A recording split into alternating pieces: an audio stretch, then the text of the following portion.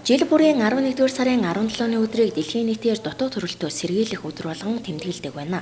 Дэлхийн хэмжээнд 10 тутмын нэг нь дутуу төрж байгаа гэсэн мэдээлэл байдаг бөгөөд дутуу төрөлт нь нэран эндэглийн тэргүүлэх шалтгаан болдог байна. Тиймээс дутуу төрөлтийн тоог бууруулж эндэглийг багасгах, дэлхийн хүн амд дутуу төрөлтийн талаарх мэдээллийг хүргэж байх үднээс дэлхийн нийтээр 2009 оноос эхлэн жил бүрийн 11-р сарын 17-ныг дутуу төрөлтөө сэргийлэх дэлхийн өдөр болгон тэмдэглэн ирсэн бол Монгол улс энэ өдрийг 2012 оноос тэмдэглэж эхэлсэн байна. Энэ жилийн тухай дууг өдрийг дэлхийн нийтээрээ хамтдаа нэгдэцгийн урандор тэмдэглэн өнгөрүүлж байгаа учраас Баруун бүсийн тулгуур төв Ховд аймгийн бүсийн онцлогоо эмчилгээний төвийн амарч газрын тасгийн хамт олон анагаах ухааны доктор Нэран эмч Солонгогийн санаачилгаар энэхүү өдрийг анхудаага тэмдэглэн өнгөрүүлж байна. За энэ асуудал маань зөвхөн манай аймгийн төдийгүй ер нь дэлхийн нийтийн тулгамдсан асуудал бол болоод байгаа.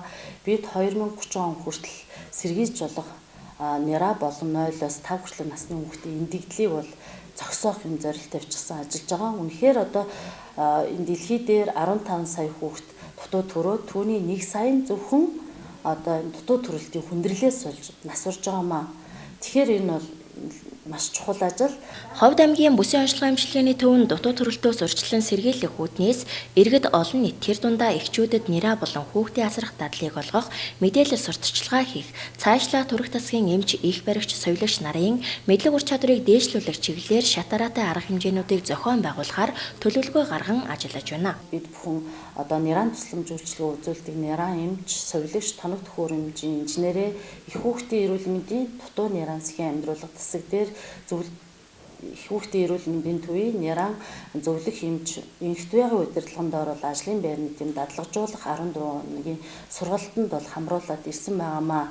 Тэгэд энэ ажлын хүрээнд бол бид нэр эрүүл дутуу нерад те үзүүлж байгаа одоо эмнэлгийн тусламж үйлчилгээний чанарыг сайжруулах нь бол чухал ажил. Түүнээс гадна энэ асуудалтай тулгарсан гэр бүлд те эрүүл мэндийн дэмжлэг үзүүлэх. За дараагийн дугаарт нийт эмэгтэйчүүд болон нөхөрч хүн насны эмэгтэйчүүдтэй бол энэ дутуу төрөлтийн талаарх мэдлэгийг бол олгох.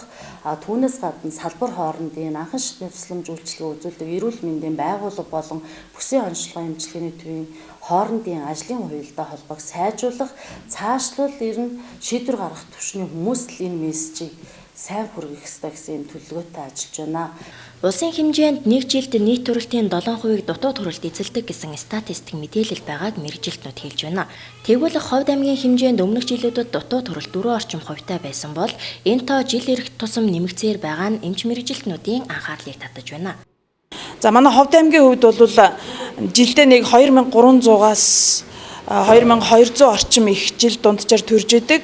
За үүний 80-аас дээш хувь нь бүсийн онцлогоо эмчилгээний төв буюу манай амарч газар дээр төрдөг.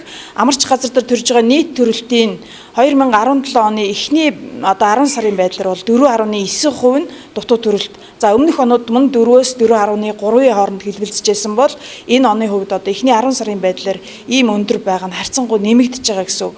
Тийм болохоор бид нэр дутуу төрөлттэй чиглэсэн дутуу төрхөөс сэргийлсэн ажлыг ард түмний дунд өшөө өргөн хийх, дутуу төрсөн хүүхдтэй үзүүлэх эмчилгээ совилгоо онцлогооны асуудлыг өшөө нарийсгах, өшөө дадлагдаж сурах гэсэн олон хэрэгцээнүүд тулгарч байгаа юм аа. Нэлгэцийн өвчлөл эндэглийн гол шалтгаан болсон дутуу төрөлтөнд Ховд аймаг төдийгүй Монгол улс дэлхийн нийтийн анхаарлыг татсан асуудал болж байна.